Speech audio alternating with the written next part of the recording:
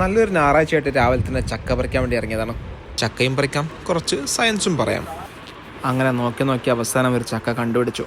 ഇനി ഒരു തോട്ടി ഉപയോഗിച്ച് ആ ചക്ക അങ്ങ് താഴെക്കിടാന്ന് വിചാരിച്ചു. കഷ്ണം കഷ്ണം വെച്ച് തട്ടിക്കൊട്ടിണ്ടാക്കിയ ഒരു തോട്ടിയാണ്, അത് വലിയ കാര്യമാക്കണ്ട.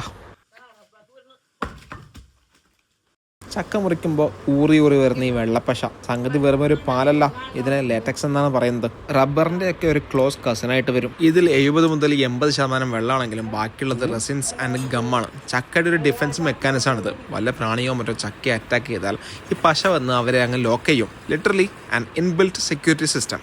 നമ്മൾ എന്തിനാ ചക്ക മുറിക്കുമ്പോൾ വെളിച്ചെണ്ണ തേക്കുന്നത്? Because the latex is lipophilic. അതായത് പശയിലുള്ള റെസിനുകളെ ലയിപ്പിക്കാൻ ഓയിലിന് മാത്രമേ പറ്റൂ. ഇവിടെയാണ് യഥാർത്ഥ സയൻസ്. പണ്ട് കാലത്ത് ഈ പശ വെച്ച് പക്ഷികളെ പിടിക്കാനും ചെരുപ്പൊട്ടിക്കാനും വരെ ഉപയോഗിച്ചിരുന്നു. It's an amazing natural polymer.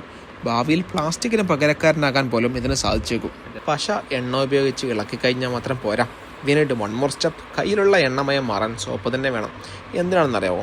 Oil is non polar and water is polar. വെള്ളം കൊണ്ട് മാത്രം എണ്ണ പോവില്ല. ഇവിടെയാണ് സോപ്പിൻ്റെ കളി. Soap molecules acts as a bridge. സോപ്പിൻ്റെ ഒരു വശം എണ്ണയെ പിടിക്കും, മറുവശം വെള്ളത്തെയും. അപ്പോഴാണ് കൈ കംപ്ലീറ്റ് ക്ലീൻ ആകുന്നത്.